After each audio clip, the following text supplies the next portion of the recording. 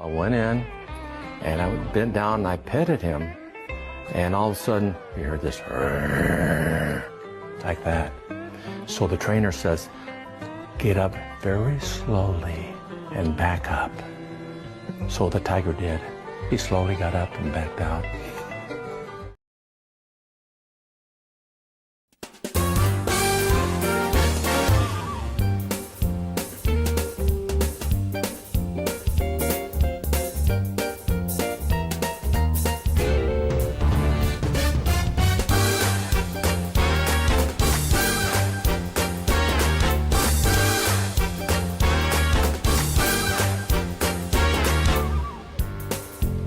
Ladies and gentlemen, now it's Too Late with Alan Mosley.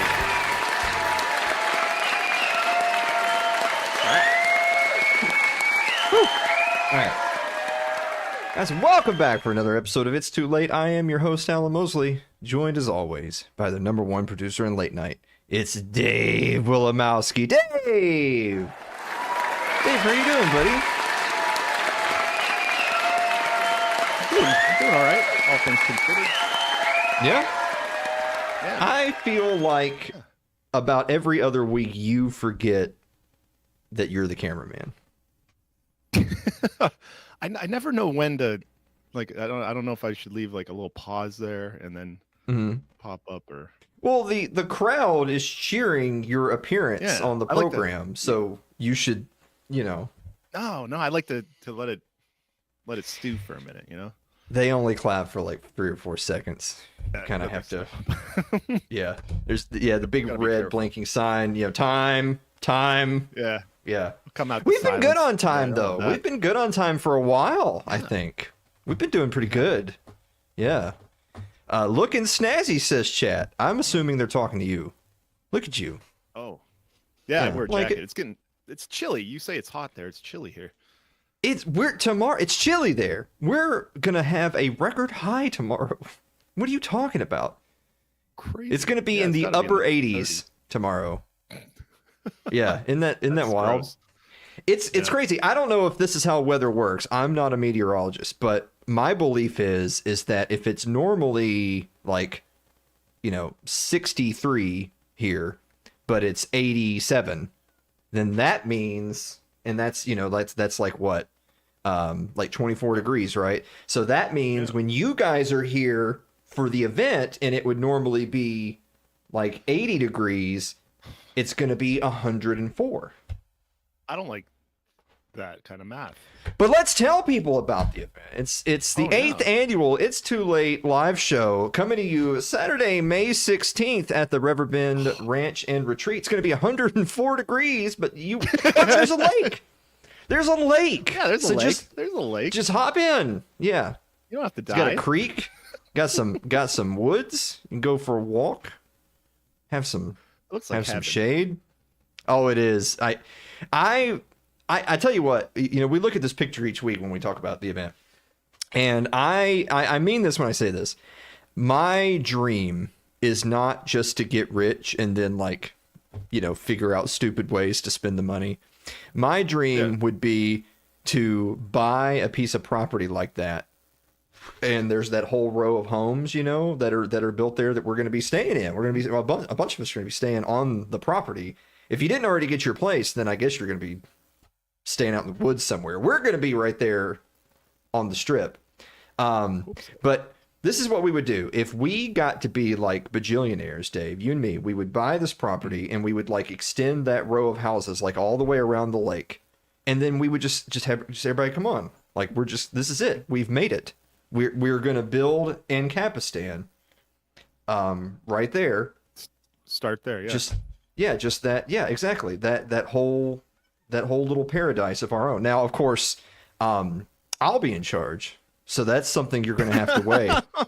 We've talked about how that would But be. yeah, everyone's just going to owe 1 cent. It's just going to be 1 penny. Lyle says, can I be the HOA dictator? Well, you're going to be under me. So, but actually that's a good idea because then Lyle, he will suffer.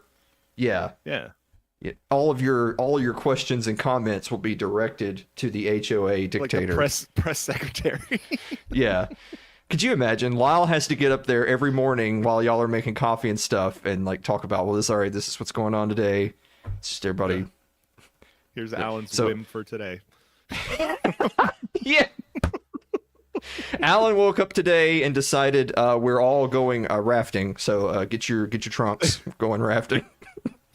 And then whatever, Matt's like, but I don't want to go rafting today. Well, you got to move out. That's it. Yeah. It's voluntary. It's a voluntary society. Yeah, exactly.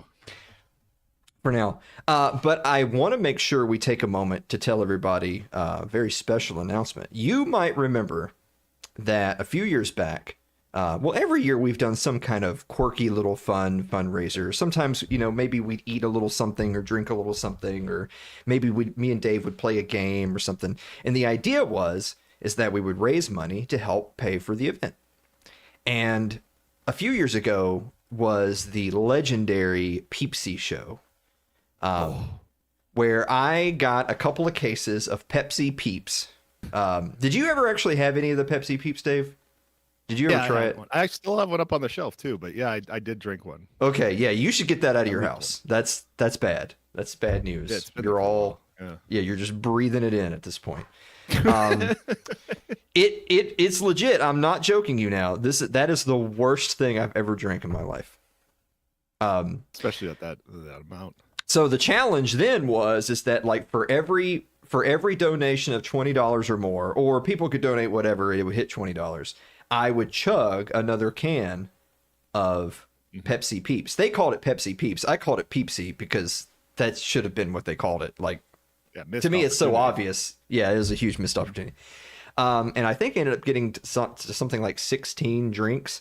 And this is not a joke. When I went to bed that night, I actually, like, my eyes were closed and I was not awake, but I just saw colors. Yeah. It was weird. Yeah. I was a little worried there for a second, but I pulled through and we actually had a pretty good fundraiser. And so I decided, well, what can we do that keeps the same theme of, like, you know, spring, Easter, you know, but not Peeps, something else. And it's like, well, Easter eggs, right? Easter eggs. And then I thought, okay, well, what's Easter eggs? And I thought, Cadbury cream eggs. And I thought, but do we just want to do that? Is that all it's going to be? And then some people suggested, well, like, what about other types of Easter eggs? What about, like, Reese's eggs, whatever? And then our friend Lyle, the HOA dictator, had said you should do like Paul Newman and just eat hard-boiled eggs. Just eat hard-boiled eggs. Oh, yeah. And I said, what if we combine all of these ideas into one? And then we had this idea right here. Check out this. So it's actually going to be this time next week is the It's Too Late fundraising egg extravaganza. It's going to be April 1st at 9 o'clock Eastern time right here on Alan Mosley TV. So people can donate, and when you donate, you say which one your donation goes towards. You say, hey, I want you to eat a Cadbury, hey, I want you to eat a Reese's, or hey, I want you to eat a hard-boiled egg. And I'll do it. Which is incredible because, like, I could tell these people I have brain cancer and we won't get any donations. But if I tell them I'll hurt myself, they say, oh, I'll donate twice. Can you hit yourself 2 times? What about 3? Is there any limit? Can I just put in 9999? Yeah, exactly. Yeah, they're like, what's this? Oh, $20. Yeah, I've got $700 right here. that's You go to the hospital. So I actually already got them. I have the eggs. They came in a carton, by the way, which I thought was kind of cute, but then kind of diabetic at the same time. Yeah. I kid you not, I have a carton of Cadbury cream eggs and a carton of Reese's eggs, and then of course, you know, eggs. So yeah, and in moderation, they're all great. They're amazing, but I can't imagine more than 3 of any of them. Yeah, that's the thing is they look small. I'm gonna hold it up, and you're gonna be like, oh, it's just a little egg, but they're heavy. They're rich. Yes, yeah. You eat a couple of them, and you're like, no, this isn't something that you just eat a bowl of. You eat like one, and you go, that's enough of that. See you next Easter, you know. So anyway, thank you, Aaron. They can go to PayPal, Cash App, Venmo, Patreon, all those different platforms.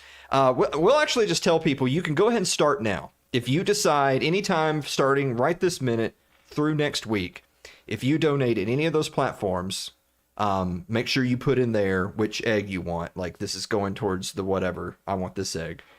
And I'll do it. And we'll have a little counter. You know, we'll put up a little counter on the screen. And now I suddenly realize it might have been a mistake to open the polls now. Because what if I, like, show up Friday night and it's already at, like, you know, 32? Yeah. That's bad. Okay. Can we have egg music? I'm talking to Dave about seeing if we can change the peep out for an egg. Yeah, they were talking about that one. That is a classic. Yeah, just keep everything exactly the same. Just change the peep with an egg. We'll see. I don't know. I'll see what I can do. Okay. All right. Well, that's all the time we have. No, I'm just kidding. That was great. That was pretty much the way a normal monologue would be. We're kind of back on our bullshit again. Look at that. Sorry. We're already in double-digit minutes. Hey, Dave. Yes, Alan. What time is it? It's time for Meme of the Week.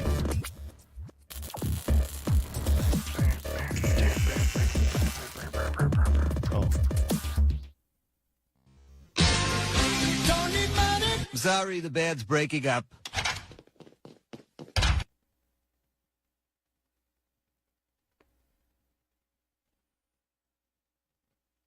Let me help you, Dave.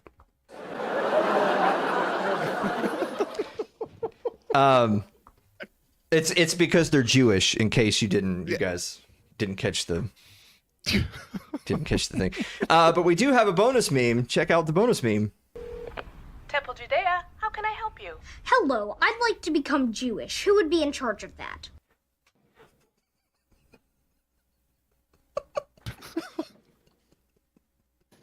What?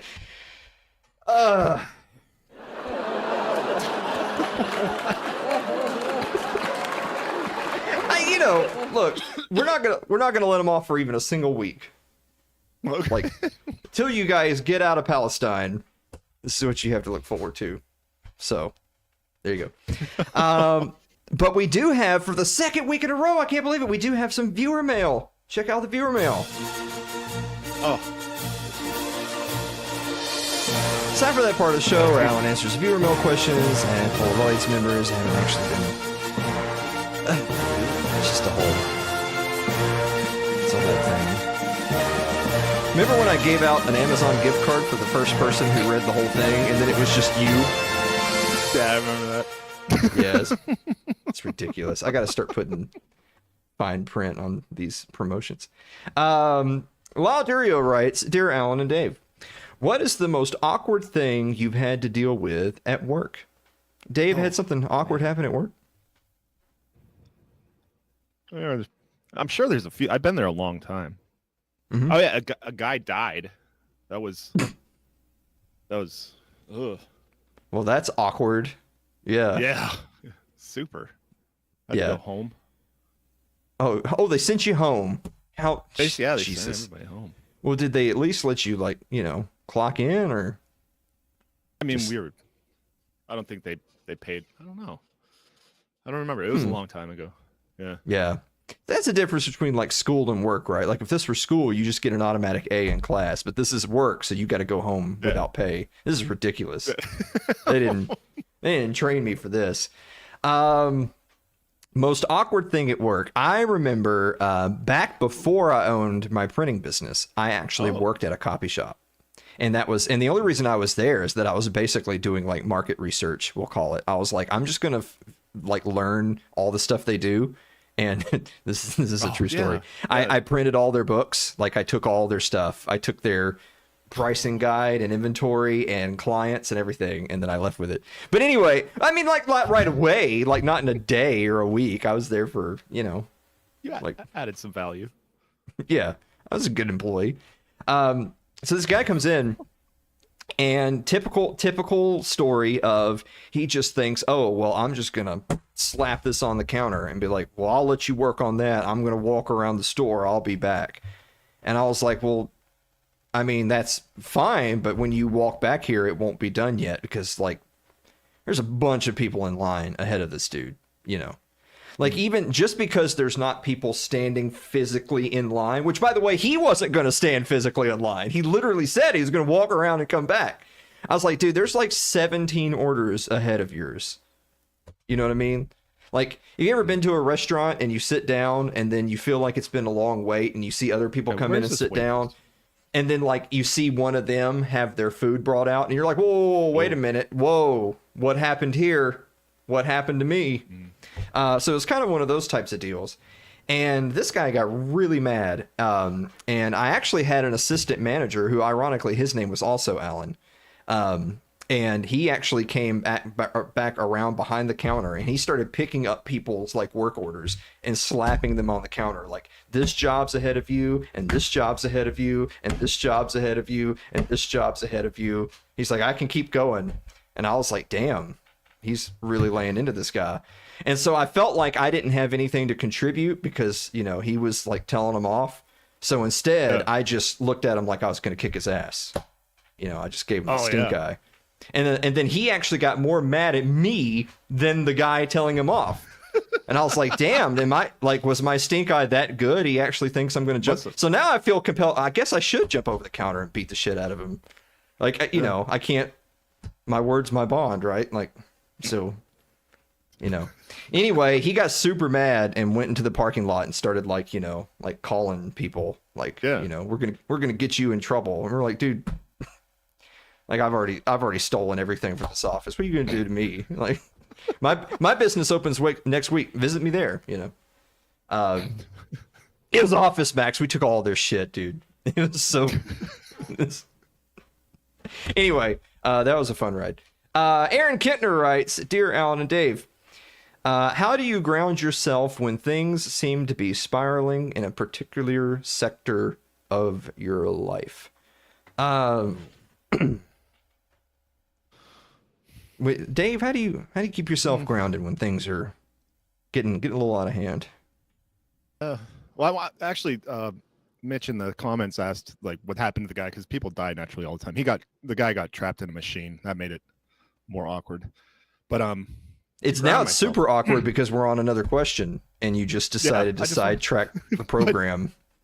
Well, it really no. I had a perfect bit for you and you said you didn't want to do it, so we skipped it. You can't go back now.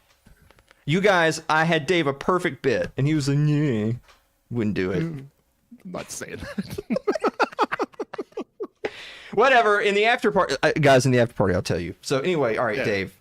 What? I used to like to get blackout drunk, but I'm trying to use more healthy coping mechanisms. So I don't know. I like to take a bath. You know, just listen to some music, set the lights and stuff, and just relax. Just focus on the things that are working out. I think I'd like you more if you just got drunk. Yeah. I think I do too. All right. Don't tell me that again. Got it. It's gonna come up again. How do you ground yourself when things to be spiraling in a sector of your life? What do you mean ground myself, dude? I've been in the air for like 19 years. Just flying by the seat of my pants. Yeah. What are you talking about? This is it. This is me grounded. God. All right. Yeah, think about who you're talking to, you know? Like what do I have to contribute to that? That's not where we're getting that advice from. Yeah. Gary Dykstra writes, "Dear Alan and Dave, when do you think the war in Iran will end?" Well, I've been told it's not a war. So we also already won it. I thought we won. And yeah, they're talking. The war that wasn't a war is already. Yeah, they're wanting to talk. That's what I heard. Said, please, let's negotiate. Don't you do this anymore. But then they fired a bunch more missiles. So I don't know. Yeah. I'm gonna say, I don't know. When are the midterms? It's gonna be before that, but it's already too late. Oh, you know what I mean? Oh yeah, it's gonna be before the midterms, but then they're gonna be mad that doesn't like fix it. You know? Yeah. Okay. Dude, I see yeah. Yeah, the GOP is about to get destroyed in the midterms, and they have no one to blame but themselves. So they're gonna end the war. They're gonna end the war before the midterms, and then they're gonna be like, okay, well, you guys reward us now with your votes, and they're actually gonna do that. Just get ready for it. All right. Yeah, that sounds plausible. Brooke Atkinson writes, "Dear Alan and Dave, what is the cheapest gas price you can remember seeing?" Do you remember, Dave? I don't, you know my memory, so I don't remember vividly. I remember it being like $1 or under $1, and when it dipped down. But I remember being able to just put $5 in the tank and drive all night, and that's what I used to do as a late teen, early 20s. I do remember when I first started driving, it was just under $1. But I remember seeing in my mind's eye a sign that said 79 cents. And that's, isn't that weird to even say out loud today? Like it sounds like you're from an alien planet to say that, but that happened in our lifetimes. Oh yeah. That's ridiculous.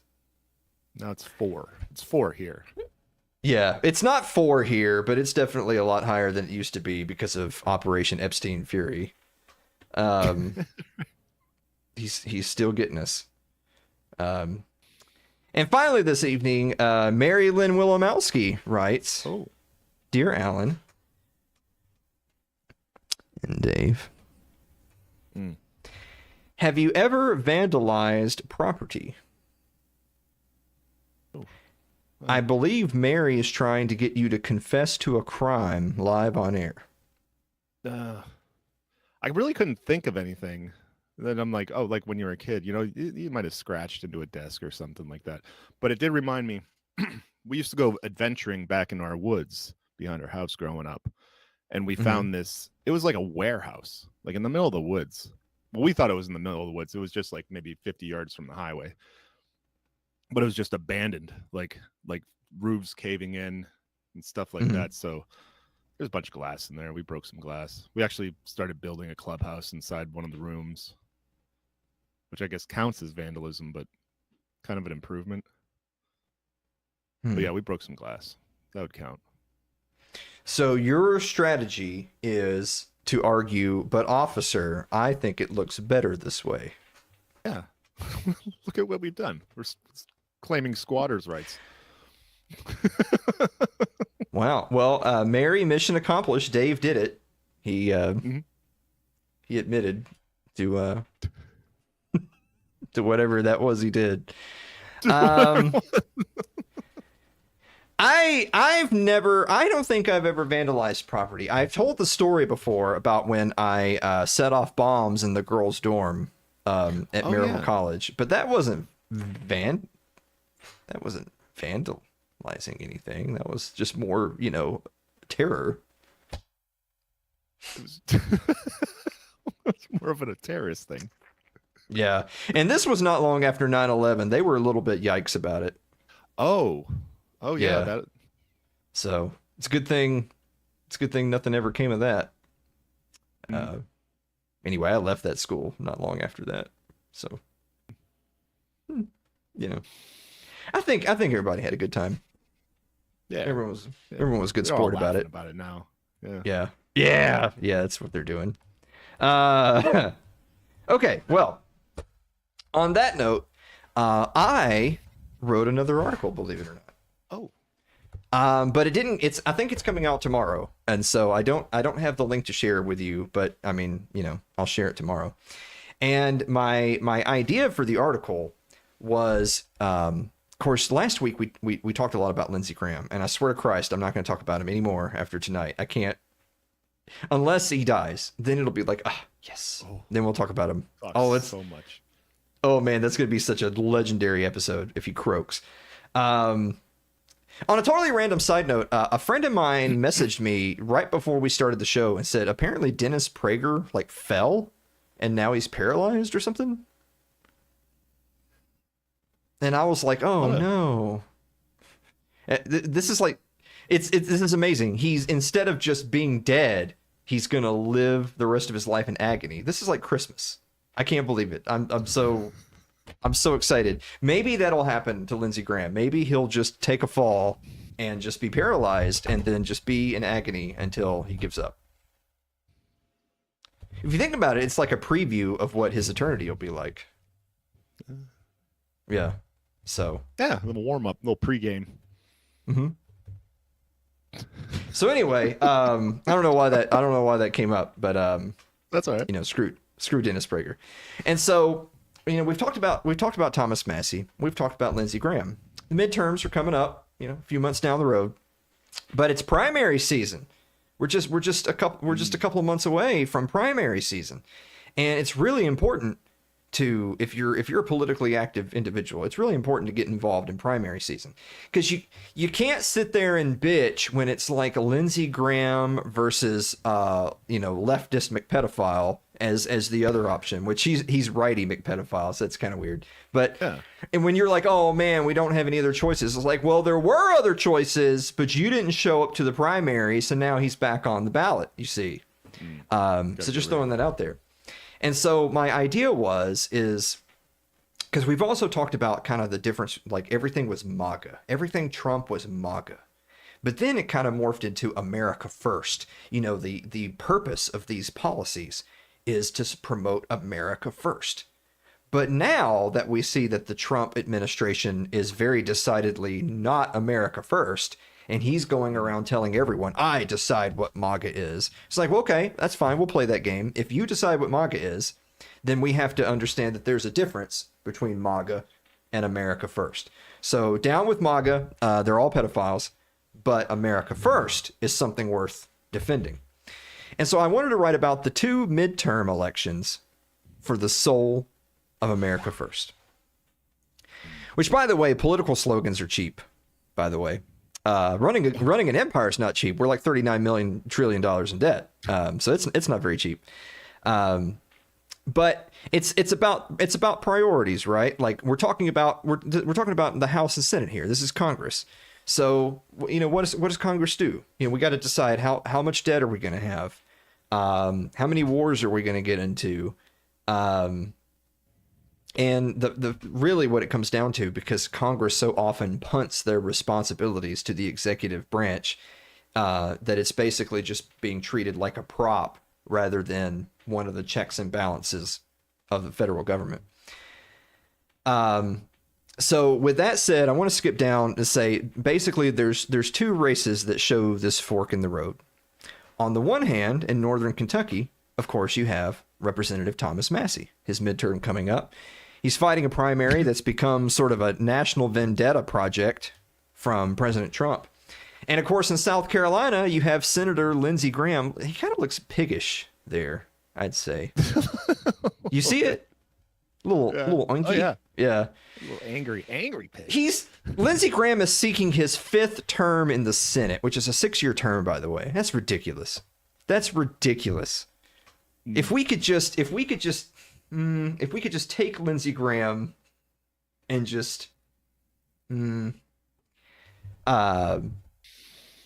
you want to talk about a guy who has publicly linked his identity to like foreign policy in particular, and then treating his we talked about this last week. Is there anybody who hates his constituents more than Lindsey Graham? He hates them. They keep electing him. He hates them, dude. It's amazing. So at the end of the day, what does this mean? Well, what it means is that if Massie survives and Lindsey Graham were to fall, then that would signal that Republican voters still have some room for independence, constitutionalism, and at least skepticism towards entangling alliances. But if Massie were to lose and Graham were to win, then that would signal the reverse, right? That slogans become a mascot for power, and there's no such thing as constitutional restraint. So let's talk a little bit about Massie. The thing that I want to impart on, and I don't know if I've actually talked about this on the show before, is that when you think of Thomas Massie and you think of what an uphill battle it is, you know, you think of how lonely some of his positions are, and that oftentimes he's voting, kind of like how Ron Paul was back in the day. He'd be like the only guy standing up for something. Is that, what does that mean? What it means is he acts like Congress still matters. He acts like Congress matters. Like, look, if you're going to have this imperial president that's just going to rule via the executive pen, then he, as a congressman, is going to say, no, wait, Congress is supposed to be voting on these things, and all the rest of you SOBs may not act like it, but I'm going to. It's their job description. Legislators are not hired to be studio analysts for executive decision making after the fact. They are elected to vote, to demand records, and to treat spending as something more than a press release. Above all, they're meant to represent the voters in their district. Massie has built a voting record that major conservative scorekeepers rate highly. You can check out right here. The Conservative Review's Liberty Score gives Massie a 96% A rating for his consistent conservative record. Yeah. You also have Club of Growth rates him at 92, and 93 lifetime labels him the, quote, defender of economic freedom. By the way, these scorecards are not, holy writ, but they are a consistent signal, which is Massie votes against the spending reflex that has turned the federal government into a debt machine. By the way, I love what Massey has said, where when they say, well, you're just go join the Democratic Party. You're not MAGA. You don't support the president. And he says, and he's pointed out many a time, well, actually, I voted with the president on 91% of all votes. The 9% that I haven't supported the president's position is when they're starting new wars, increasing the debt, or protecting pedophiles. Oof. Dang. And recent actions match that pattern. The federal records show, because it's election season, he raised about $2.45 million in 2025. 840,000 of that came from unitemized contributions. So for the layman, what that means is that he gets a lot of small individual donations from individuals. It's actual human beings, like people, not lizard people, but human people, warm-blooded humans. Give their hard-earned money to him because they believe he best represents them. You'll find some other people we're going to talk about later in the article have much the opposite. Of course, obviously, more recently, there's an achievement that infuriates people who prefer, the Epstein class. Him, of course, using the discharge petition to force the House to vote on the Epstein Files Transparency Act, which did pass the House, by the way, 427-1. Since that time, he's also pressed the Justice Department to brief lawmakers on implementation of the law. Plain English, he pushed Congress to demand documents from the executive branch. That's not radical, by the way. Just that alone is not enough to say, oh, he's a radical libertarian. No, what he's doing should be what comes standard for any elected official, which is constitutional oversight. He is a congressman. He's doing his job. No one gets madder at him than when he's doing his job. Oh, they hate that. Let's talk about his opponent, by the way, because at the end of the day, I do think Massey's going to win, and he certainly staved off plenty of primary challengers in devastating fashion. I mean, dude gets like 70-80% of the vote, and it's a laughingstock. This time around, he's got this opponent named Ed Galrain. Of course, Trump endorsed. His own campaign, positioning him pretty explicitly, he leans into the president's regime against Massey. He says he's, quote, fighting for the American First agenda. We'll see about that.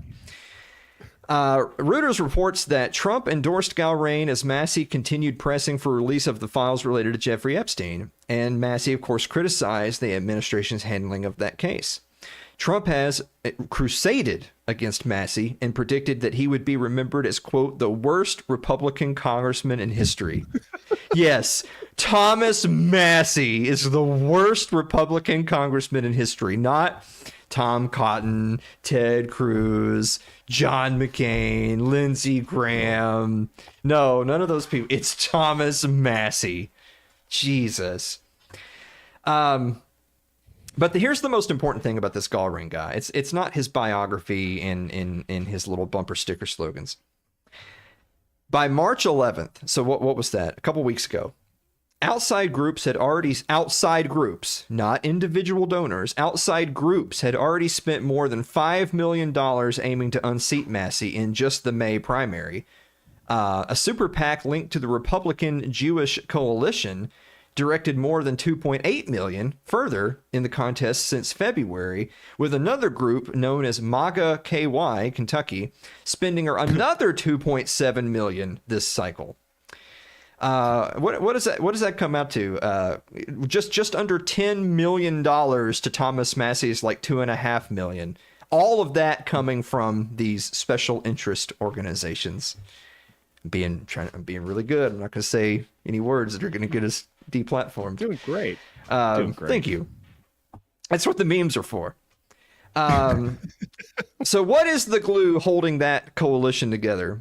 And we know what it is. It's foreign policy, especially related to Israel. Much like the anti-war congressman Ron Paul, Massey has taken lonely stands, including voting against funding tied to Israel's Iron Dome. This is not a minor detail. It explains why America First branding is being used to sell a campaign that is bankrolled by groups whose defining priority is unwavering support to a foreign country. I'm sorry, you cannot put together a coherent argument that spending billions of dollars funding Israel is America first. You can't do it. You like I said, you keep MAGA, we're taking America first.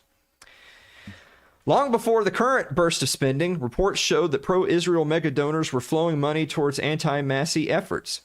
Donors backing Israel were funneling money to denounce Massey with ad buys in his district, identifying major donors associated with the effort. Senate Republicans expected the American Israel Public Affairs Committee to target Massey ahead of the 2026 primary, as they had done in prior runs. This isn't new. This isn't a first-time thing. So there's a familiar pattern here. A member votes against foreign policy consensus, and then the donor class tries to end his career in what might be a low turnout election when ads can substitute for local affection. A movement that cannot tolerate this kind of internal dissent is not a movement, it is a hierarchy. Trump has said it himself. He decides what MAGA is. Let's talk about the mirror opposite of this. Let's talk about Lindsey Graham. Swear to God, this is it. This is the last time we're talking about him. The opposite of Massey's story is Lindsey Graham. Graham filed for re-election in March with a campaign operation that looks financially impregnable. FEC data shows, remember, Massey had raised like $2.8 million. Lindsey Graham somehow mysteriously has already raised $19.6 million through just the end of 2025, so that doesn't count anything since this year.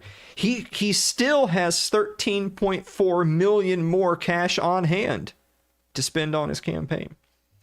In a state where incumbency already carries heavy weight, that kind of bankroll makes a primary challenger's job close to impossible. But money is not the core issue. The issue is what Graham says he is for. Remember that lovely video we played last week? All those sound bites? The AP reported from March 16th, Graham described the war posture towards Iran with blunt certainty. We're crushing them.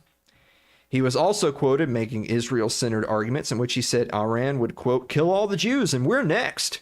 And then added that he would put his efforts to ensure the military had what it needs to win, quote, ahead of anybody in the U.S. Senate. He didn't stop there. In remarks reported to Newsweek, Graham said, quote, I'm not with you, I'm with Israel. I'm going to be with Israel to our dying day. What kind of elected official actually says that unironically right straight to the camera? What is wrong with you people in South Carolina? What is wrong with y'all? Get rid of this guy. Electorally. In Minecraft. Get rid of him. Make him disappear from public life. Yes. All right. He said he was going to go back to South Carolina and ask the people there to send their sons and daughters to the Mideast. When a senator tells his own state, in effect, that the dissenters are beneath his contempt and sacrifice is owed, he is not practicing representation. He is brazenly announcing to the world that his true constituency lies in a foreign nation. By the way, if you want even more, on his own website from this year, he praised Trump and Benjamin Netanyahu as, quote, the duo for the security and prosperity of both nations. He described enhanced weapons cooperation with Israel as a potential, quote, 21st century Manhattan project, and insisted that failure is not an option. Even AP, further since then, AP's report that Graham has had, quote, everything he could ever want, including Trump's ear and the war he has long advocated. While critics compare his posture to a child on Christmas morning, Lindsey Graham's energy during this whole war would make John McCain blush. Mm-hmm. It really would. If he were with us, but he's burning in hell. So, yeah, what are you going to do? Now, by the way, none of this requires conspiracy theories. I mean, I got the links in the article. All this stuff is linked. American campaign finance law makes the incentives plain. Now, let's place AIPAC and allied pro-Israel groups into that structure. Let's talk about AIPAC for a second. The FCC data shows that AIPAC has raised $34.3 million since January 1st, just through February 28. and dispersed $32 million of that in that period, including over $30 million in contributions to other committees. Major outlets have documented how Israel-related outside spending has surged in the 2026 cycle, including efforts in key primaries where advertising often avoids overt mention of Israel while targeting candidates critical of Israel policy. The Washington Post described AIPAC's role in super PAC spending this cycle and the use of affiliated committees with benign names. We talked about them earlier with Massey. You have groups like MAGA Kentucky. It's like, well, what's that? What does that mean? Is that a Trump thing? What is that? They're getting their money from AIPAC. When accounting for other associated organizations, glad you're sitting down, upwards of $200 million have been spread around 361 different congressional candidates, all pledging loyalty to Israel.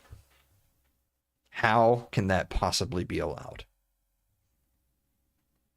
Against that backdrop, the contrast between Massey and Graham is obvious. Massey is punished for crossing the line against an imperial presidency. Graham is rewarded for enforcing it, in public with contempt for isolationists and with calls for deeper military involvement. This is why the label America First is contested territory that we should fight for. A slogan that can be used to sell both constitutional restraint and open-ended war is not a philosophy. That doesn't exist. It is a marketing asset, and it's being purchased. So what are these two primaries going to decide? Massey's primary is not just a question of whether he's going to hold a House seat or not. It's bigger than that. His district is reliably Republican, and it's not expected to be competitive in the general, meaning whoever wins the primary is going to win the election there. The real decision is whether a Republican electorate will allow an independent lawmaker to keep office when national money and presidential ego demand submission. Are the people of Kentucky District 4 going to let outsiders tell them who does and doesn't represent them? Lindsey Graham's race, on the other hand, is not a question of whether or not he's going to win re-election. It's whether South Carolina's Republicans will ratify a posture that treats foreign conflict as a defining purpose and treats constituents as a manpower tool, rather than citizens with rights and limits on what government may demand. If America First means anything beyond applause, it means the country is not obligated to bankrupt itself, or bleed itself, or prove its virtue to donors, or allies, or television audiences.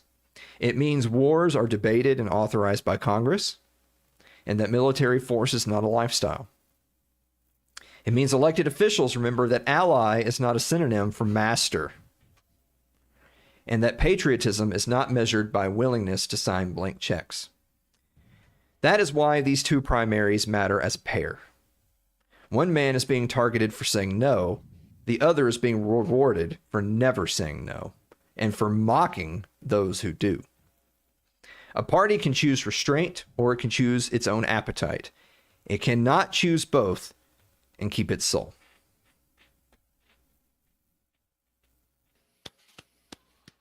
Hear, hear. We have a button for that. I don't know. Yeah.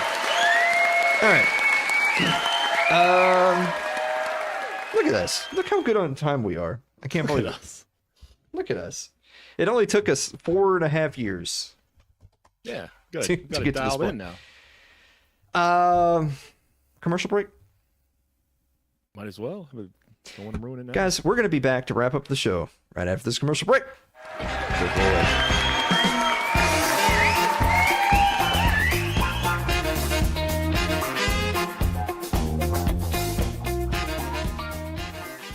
If you're enjoying tonight's show, consider supporting the program by becoming a member of our Patreon. That's over at patreon.com/Alan Mosley. Like our Facebook page. It's facebook.com/Alan Mosley TV. You can follow me on Twitter, twitter.com/Alan Mosley TV. Subscribe to our YouTube page. It's youtube.com/Alan Mosley TV. But if you're more of a listener than a watcher, you get us on our favorite podcasting platform of choice thanks to Spotify. It's Too Late with Alan Mosley or Alan Mosley TV. Don't forget to get your tickets to the 8th annual It's Too Late live show coming to you Saturday, May 16th in beautiful Middle Tennessee.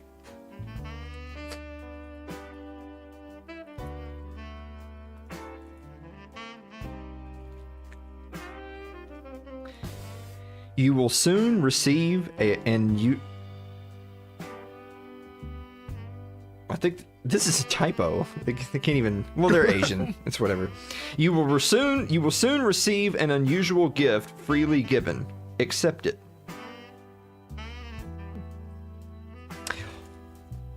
Oh, maybe they're talking about next Wednesday. Maybe they're talking about the It's Too Late fundraising extravaganza, April 1st. It must be. That has to be it. Ooh, I feel good about this now. Eggs are an unusual gift. Yeah. I feel good about this now. Yeah. Well, I've got the eggs. I need the money, which is for these people. It is a pretty unusual gift. I'm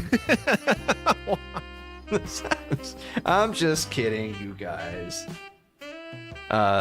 Man, next week's gonna be wild. How much per egg again?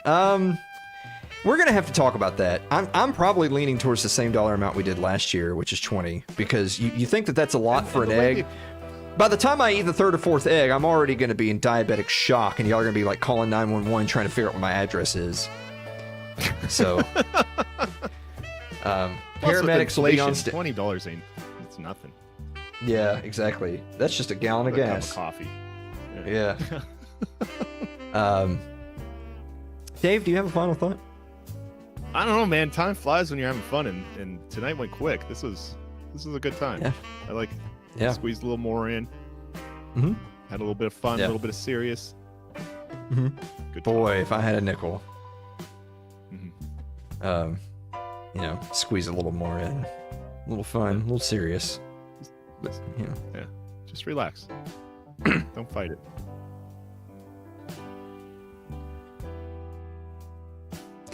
I'm not sure you're going to beat the charges.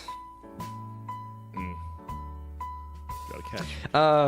After party? I guess, yeah. We got stuff to discuss, I guess. Yeah. Oh yeah, that is true. Okay. Guys, thank you so much for watching another episode of It's Too Late, and we will see you next week.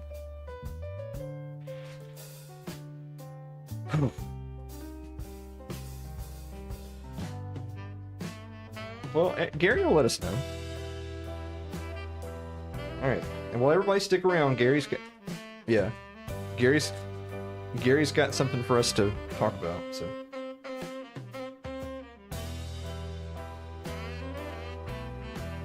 Yeah, I was sitting here looking at my notes, it's like, man, I'm getting hacker bans on my notes. I've got a whole bunch of unread emails during the show, but none of them are donations. It's all just bitching.